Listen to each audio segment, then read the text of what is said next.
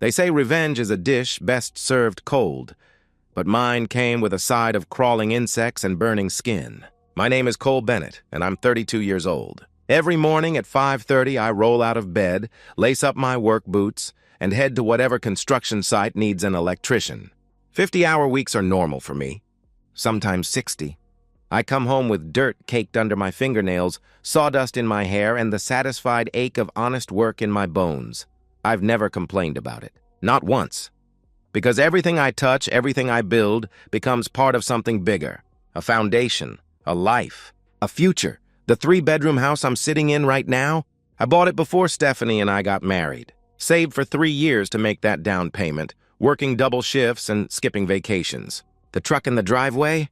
Paid off last year, every monthly payment made on time. The savings account that lets me sleep easy at night?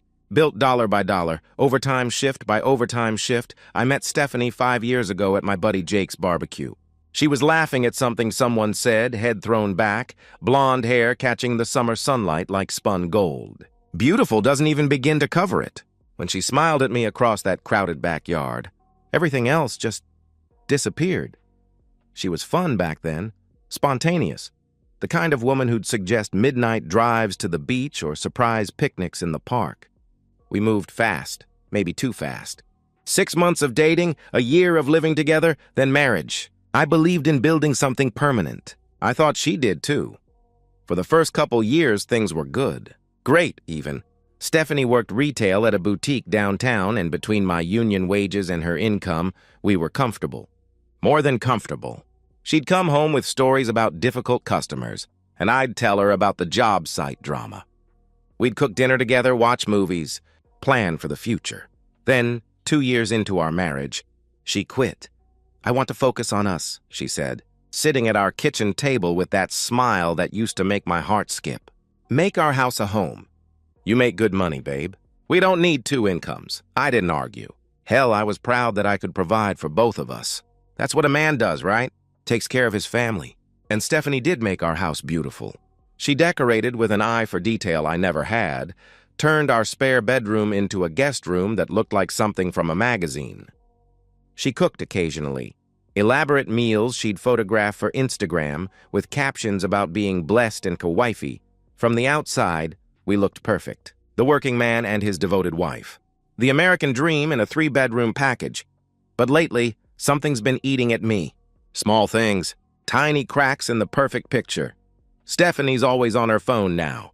Not just scrolling, typing furiously, then snapping it shut when I walk into the room.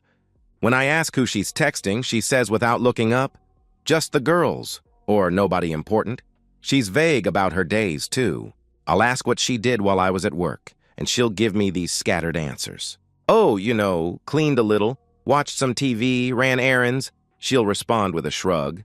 But the house isn't that clean anymore. The guest bedroom she used to keep immaculate is cluttered. Dishes sit in the sink for days, and the intimacy. God, the intimacy has become a minefield.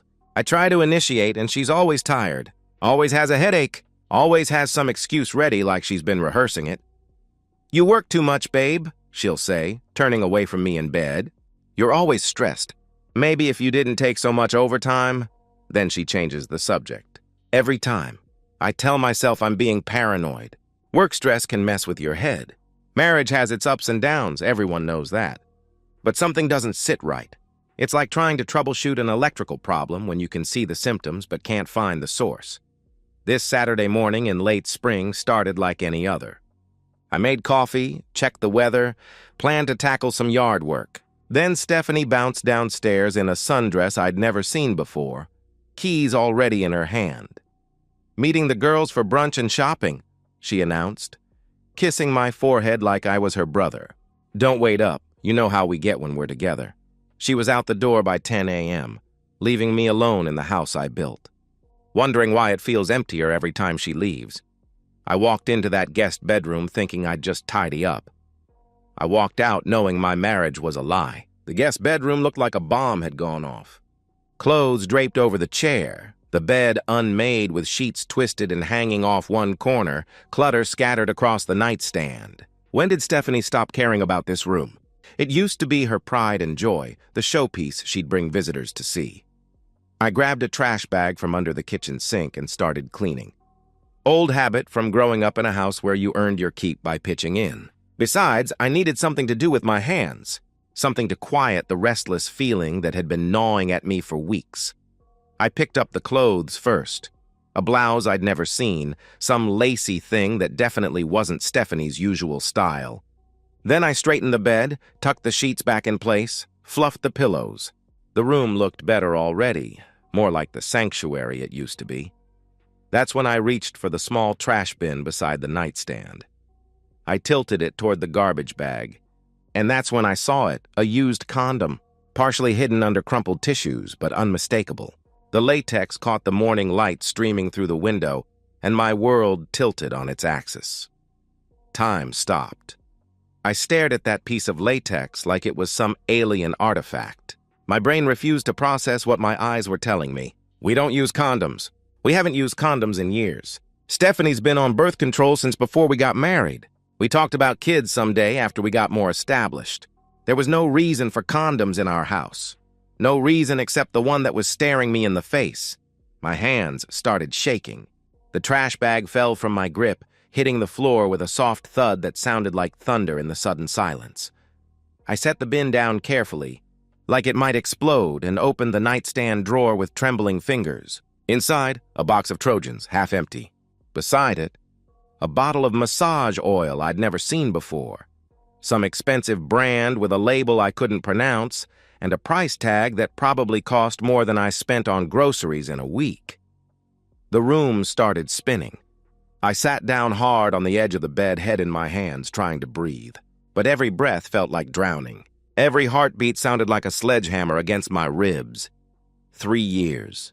3 years since she quit her job, and I'd been supporting us both. 5 years of marriage, of working myself to exhaustion, paying every bill, trusting her completely. 5 years of believing in us, in our future, in the life we were building together. And she brought another man into my house, into my guest bedroom, into the bed I'd helped her pick out, on sheets I'd helped her wash. While I was out busting my ass to keep a roof over our heads, she was here. Playing house with someone else? The rage hit me like a freight train. Hot, blinding, primal. I wanted to tear that room apart with my bare hands. I wanted to call her right now and scream until my throat was raw. I wanted to drive to wherever she was and confront her in front of all her friends. Let them see what their perfect little Stephanie really was. But then, through the red haze, a colder thought emerged. If I blow up now, I lose everything. She'll deny it. She'll cry. She'll turn this around on me somehow. Make me the bad guy for snooping, for not trusting her, for working too much. I've seen it happen to other guys. They find out their wife is cheating, go nuclear, and end up losing their house, their kids, half their savings. They get emotional, make mistakes, and the cheating spouse walks away with everything. I need proof, real proof, and I need to protect what I've built. I stood up, wiped my face, and forced myself to think clearly. I'm an electrician. I solve problems step by step. I plan, I execute. I don't make mistakes. First, I took photos. The condom, the box, the massage oil, the entire room from multiple angles. My phone camera captured everything in sharp detail, evidence that couldn't be denied or explained away. Then I carefully put everything back exactly as I found it. Every tissue, every piece of clothing, even the way the sheets were twisted. If she was playing games, I'd play them better. I left the house, got in my truck, and started making a list. I wasn't going to just catch them.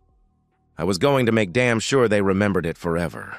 I drove across town to a hardware store I'd never been to before. One of those big box places where nobody knows your name and the teenage cashiers don't give a damn what you're buying. The kind of place where a man can purchase what he needs without questions. 4 wireless security cameras with motion detection and smartphone streaming. Top-of-the-line equipment, the kind contractors use for job site security. Professional grade. When the clerk asked if I needed help, I replied, setting up home security. You know how it is these days. Can't be too careful. He nodded sympathetically, scanned the barcode, and handed me the receipt. Probably figured I was just another paranoid homeowner. If only he knew. Next stop, a pet store in a strip mall 20 minutes away. I browsed the reptile section like I had all the time in the world, checking out the terrariums and heat lamps, asking casual questions about iguana care before finding what I really needed. 3 containers of live feeder insects, crickets, cockroaches, mealworms. The kind of creepy crawlies that make people lose their minds. When the young employee offered to help me find something, I told her, "For my bearded dragon. Little guy's got a big appetite, and I like to keep a good supply on hand." She smiled, rang me up, and wished me a good day with my pet. Sweet kid, probably would have been horrified to know what I really had planned. Final stop. A novelty shop wedged between a nail salon and a tax office. The kind of place that sells whoopee cushions, fake dog poop, and other juvenile pranks left over from an era when practical jokes were innocent fun. I found what I was looking for in the back corner, packets of itching powder. The old-school kind that burns and irritates but doesn't cause permanent damage. 4 packets should be more than enough. The kid behind the counter was too busy scrolling through his phone to even look up. Just scanned the items, took my cash, and went back to whatever was so fascinating on his screen. By the time I got home, it was 1:30. Stephanie had texted that she'd be out until 4, plenty of time to complete my project. I had 2.5 hours to turn my house into a trap. I worked like I was on a job site, efficient, methodical, professional. The cameras went up first. Years of electrical work had taught me how to hide wiring, how to make installations look like they belonged. One camera went into the guest bedroom, angled at the bed, hidden inside a fake smoke detector I mounted on the ceiling. Another in the hallway, disguised as a standard electrical outlet, the kind of thing people see every day without really noticing. The third camera went at the front door, tucked inside a decorative picture frame Stephanie had hung there months ago. Perfect angle to catch anyone coming or going. The last one went in the living room, concealed behind some books on the shelf where it could monitor the main gathering area. I synced them all to a burner phone app, set motion alerts for each camera, tested the feeds multiple times. The image quality was crystal clear, the angles perfect. The system was clean, professional, completely undetectable unless you knew exactly what to look for. Even then, you'd have to be looking hard. Then I walked back to the guest bedroom for the real work. My hands were steady now. No more shaking, no more rage, just cold, calculating precision. The kind of focus I brought to complex electrical jobs where one mistake could kill you. I pulled back the bed sheets and loosened the fitted sheet at the foot of the bed. Carefully, methodically, I positioned the open containers of insects underneath the mattress, placing them so any significant movement would knock them over and spill their contents across the bed. The cockroaches were already starting to explore their new environment. Perfect. Next, I opened each condom packet in the box with surgical precision, shaking itching powder inside before resealing them so perfectly you'd never know they'd been tampered with. I sprinkled more powder on the pillows, rubbed it into the sheets where naked skin would make contact, dusted it across the areas of the mattress most likely to see action. The beauty of itching powder is that it's activated by moisture, sweat, saliva, other bodily fluids. The more passionate things got, the worse the reaction would be. I stepped back and surveyed my work. Everything looked completely normal, perfect, innocent, ready. I cleaned up every trace of my presence, vacuumed the hallway where I'd drilled holes for the cameras, wiped down surfaces with bleach, took all the packaging and leftover supplies with me in a garbage bag. When Stephanie came home at 4:15, I was on the couch watching SportsCenter with a beer in my hand, looking like I'd been there all day. "Hey, babe! How was your day?" she asked, bending down to kiss my forehead. Her lips felt cold against my skin. "Quiet," I replied, not taking my eyes off the TV. "Just relaxed around the house. Fixed that loose outlet in the hallway. How was brunch?" She launched into some elaborate story about mimosas and drama between her friends. Something about someone's ex showing up unexpected. I nodded in the right places, made appropriate sounds, and watched her lie to my face with the same bright smile she'd been giving me for 5 years. That night, I set my alarm for 6 a.m. Monday morning couldn't come fast enough. I didn't have to wait long. Monday morning, 10:47 a.m., my phone lit up. Motion detected. I was 40 feet up on a scissor lift, running electrical conduit through the ceiling of a new office building, when my phone buzzed against my leg. The notification made my heart slam against my ribs like a trapped bird. Motion detected, front door camera. The moment I'd been waiting for, the moment I'd been dreading, had finally arrived. I climbed down from the lift, my movements deliberate and controlled despite the adrenaline coursing through my veins. When my crew partner Rodriguez asked what was up, I told him, "Need to take an important call. Family stuff," he nodded without question. Good workers earn that kind of trust, and I'd been reliable for years. I walked to the far corner of the job site, behind a stack of drywall where I couldn't be seen or heard. My hands shook as I opened the app and switched to live view. There she was, Stephanie, walking through my front door, our front door, like she owned the place. Which legally she still did. Behind her followed a man I'd never seen before, and the sight of him hit me like a physical blow. Early 30s, maybe a year or two younger than me. Fit in that gym membership way, not the earned through labor way. Business casual clothes, pressed khakis, and a button-down shirt that probably cost more than I made in a day. Clean hands, soft hands. He moved with confidence, looked around my living room with familiarity, like he'd been there before. Like he belonged there.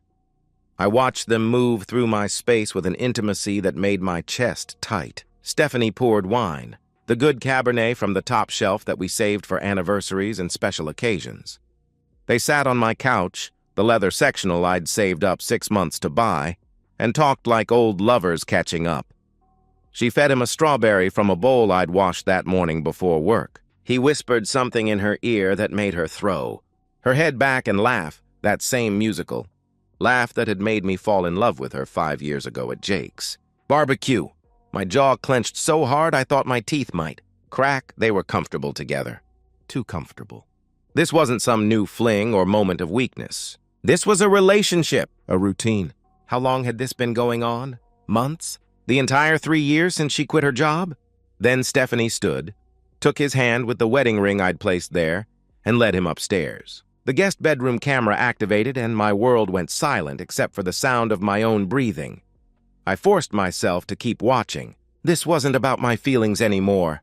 This was evidence. This was documentation. This was how I was going to win. They kissed against the door, hungry, desperate, like teenagers who couldn't wait another second. She helped him out of his shirt while he worked at the buttons of her blouse. The blouse I'd complimented her on just last week. The one she'd said was just something old. They collapsed onto the bed I'd helped her pick out, onto sheets I'd helped her wash just days ago. "Kyle," she moaned when his mouth found her neck. Kyle. Even his name sounded smug and entitled. They moved together with practiced familiarity. This wasn't passion, it was routine. They'd done this before, many times. Every position, every touch, every sound was choreographed by repetition. I watched my wife betray our marriage in real time, and I felt something die inside me. Not break, die. The part of me that had believed in us, in her, in the future we'd planned together. But I also felt something else growing in its place. Cold satisfaction, because soon, very soon, this would all be over. Then it started. Kyle flinched first, swatting at his leg. "Ow, something bit me," he muttered. Stephanie scratched her arm absently, still lost in the moment. "Me too. What the hell was that?" she replied, confused. Kyle sat up, looked around, confused. "There's something on this bed," he started to say. That's when Stephanie screamed.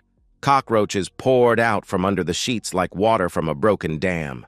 Dozens of them, maybe hundreds, scurrying in every direction. Crickets hopped across the pillows, their legs scratching against the fabric. Mealworms writhed near their feet, brown and segmented and absolutely everywhere.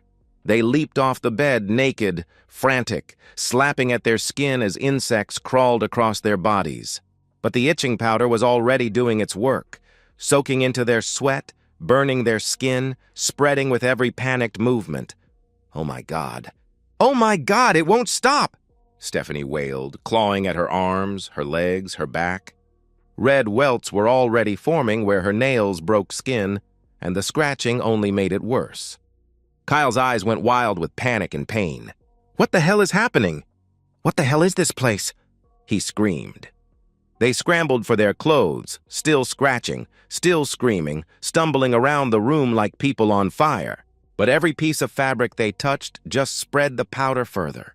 Kyle pulled on his shirt and immediately started tearing at his chest. Stephanie tried to put on her blouse and threw it across the room, sobbing hysterically. "It burns! It burns! Make it stop!" she wailed, scratching so hard she was drawing blood. They gave up on getting dressed and ran, naked, scratching, crying, down the hallway, out the front door, into Kyle's BMW sedan. I watched them through multiple camera angles as they fled my house like it was haunted. Kyle's car peeled out of my driveway, tires squealing against asphalt, carrying them away half-dressed and clawing at themselves like animals. I closed the app, walked back to Rodriguez and looked him straight in the eye. "Family emergency," I said, my voice steady as granite. "I have to go." He nodded without question. Good workers earn that kind of trust. I drove to the nearest hospital emergency room. It wasn't hard to find them. Stephanie saw me walk through those doors, and for the first time in 5 years, I saw real fear in her eyes. They were huddled in the waiting room like refugees from a disaster. Stephanie and Kyle covered in angry red welts, still scratching at themselves with the desperate intensity of addicts needing a fix. They'd managed to put on clothes, but Kyle's shirt was on inside out and Stephanie's hair looked like she'd been electrocuted. The moment Stephanie saw me walk through those automatic doors, every drop of color drained from her face. Her mouth fell open, and she made a small sound like a wounded animal. "Cole?" she whispered, her voice barely audible. How did you—" "I know everything, Steph," I said, my voice cutting through the sterile hospital air like a blade. Kyle struggled to his feet, trying to look tough despite the fact that he was covered in insect bites and scratching his armpit like a flea-bitten dog. "Who the hell are you?" he demanded. I looked him straight in the eye, letting the silence stretch until it became uncomfortable. Then I smiled, the kind of smile that doesn't reach the eyes. "I'm her husband," I answered calmly. The words hit Kyle like a physical blow. He actually staggered backward, his face going pale beneath the angry red welts. "Husband? She said she was divorced," he sputtered. I turned to Stephanie, whose eyes were wide with panic. "Did you now? That's interesting because last I checked, we're still very much married, though that's about to change," I replied. I pulled a manila envelope from my jacket, thick, official-looking, sealed with my lawyer's stamp. The weight of it felt like justice in my hands. "Divorce papers," I announced loud enough for the other people in the waiting room to hear. "Filed with the court this morning. I have video evidence of everything. You, him, my guest bedroom, the whole disgusting show." Stephanie's hands shook violently as she took the envelope. Several people in the waiting room were openly staring now, and I could see the shame creeping up her neck like a rash. "Cole, please!" she begged, her voice cracking. "We can talk about this. We can work it out." It was a mistake. "No," I said, the word coming out like ice cracking. "You're going to sign those papers. You're not going to contest a single thing. You're not going to ask for alimony or half my house or anything else. Because if you do, I release the video." I let that sink in for a moment, watching her face crumble as the reality hit her. "Your family, your friends, Facebook, Instagram, Twitter, everyone gets to see what you really are," I continued. "Your mom, your dad, your sister, everyone at your old job, everyone you went to high school with, they all get to watch you f***ing another man in the bed I paid for. Your choice." Her face crumpled completely. She knew she was beaten. Knew I had her dead to rights with nowhere to run and no way out. I turned to Kyle, who was backing away like I was radioactive. "And you," I said. He held up his hands, still scratching at his neck. "Man, look, I didn't know she was married. She told me she was divorced." "I never would have," he stammered. My fist connected with his jaw before he could finish the lie. 32 years of construction work, of swinging hammers and carrying materials, went into that punch. Clean, brutal, satisfying. Kyle crashed into a row of plastic chairs, blood streaming from his mouth, groaning like a wounded animal. Several people gasped. A security guard started moving in our direction. I stepped back, raised my hands peacefully. "I'm leaving," I said calmly to the approaching guard. "He can press charges if he wants. I'll be at my lawyer's office." The guard looked between me and Kyle, who was still on the floor holding his jaw. "Sir, I need you to—" he began. "I'm going," I repeated. No more trouble. I walked out of that hospital with my head high, leaving them both broken and bleeding in more ways than one. Kyle didn't press charges. Turns out he had a wife of his own back home, a detail Stephanie had conveniently forgotten to mention. Within 48 hours, he'd transferred to his company's Seattle office and disappeared from both our lives forever. Stephanie signed the papers 3 days later. Didn't fight a single term. Couldn't. My lawyer had made it crystal clear what would happen if she contested anything.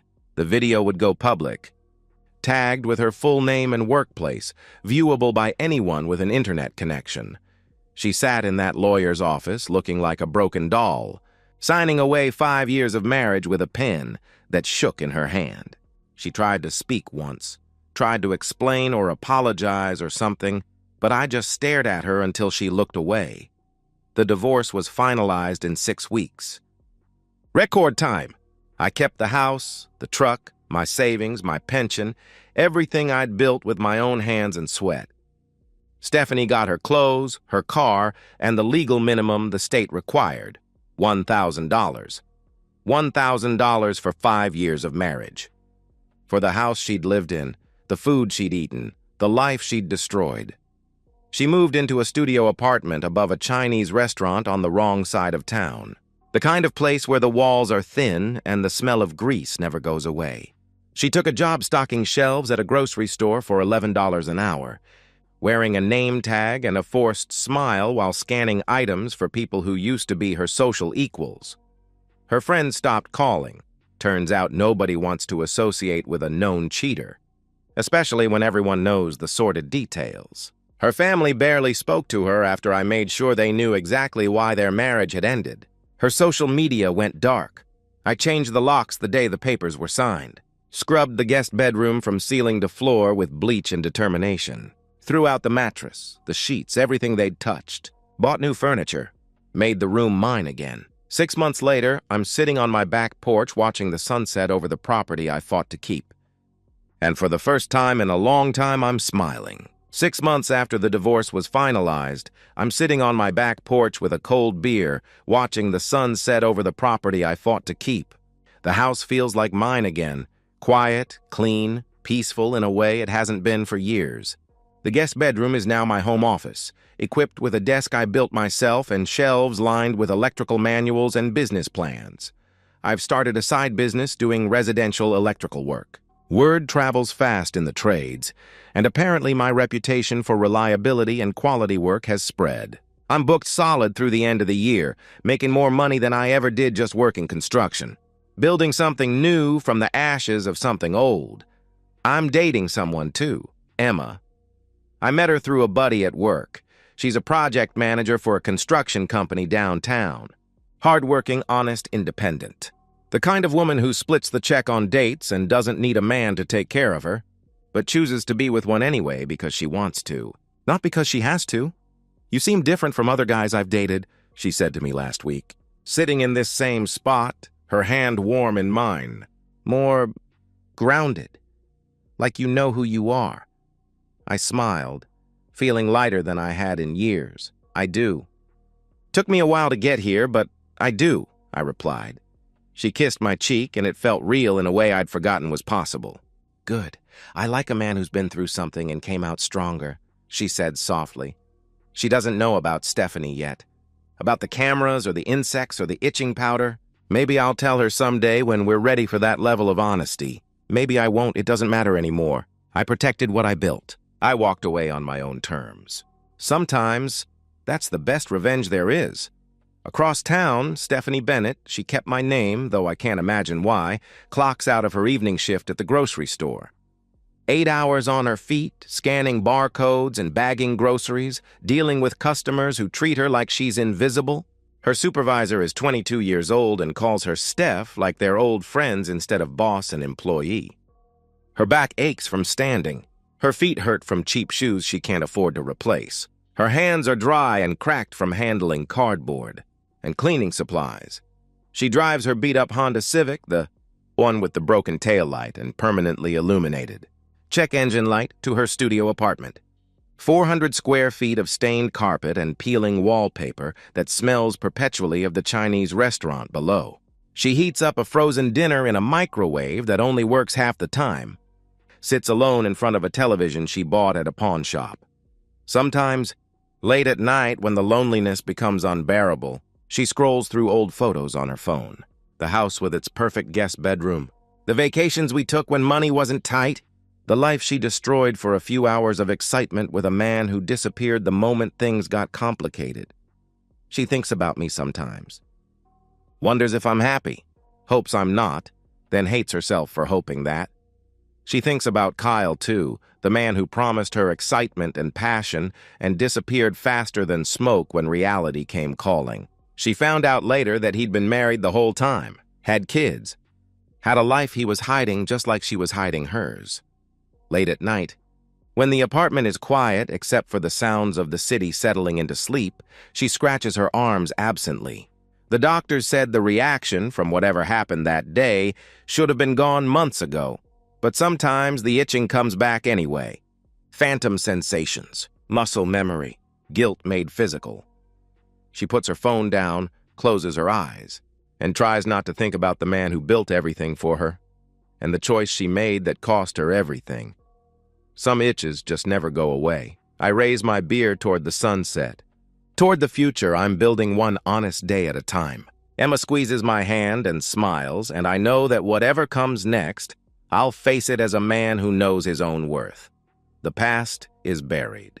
But justice? Justice has a way of lasting forever.